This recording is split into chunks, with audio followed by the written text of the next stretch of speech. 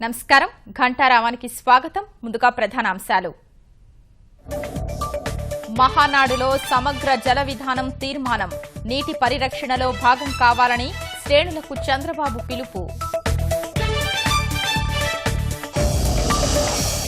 అపహరణకు గురైన విశాఖ బాలుడు క్షేమం. మద్దలపాలెం కూడలి వద్ద విడిచిపెట్టిన దుండగులు.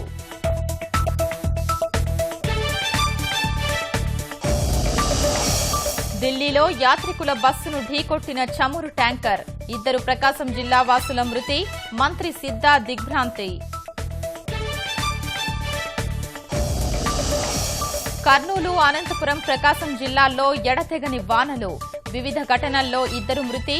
గాలి బీభత్సంతో విద్యుత్కు అంతరాయం. ప్రయోగాత్మకంగా పట్టాలెక్కిన టాల్గో రైలు. బరేలీ నుంచి మొరాదాబాద్ వరకు పరుగులు.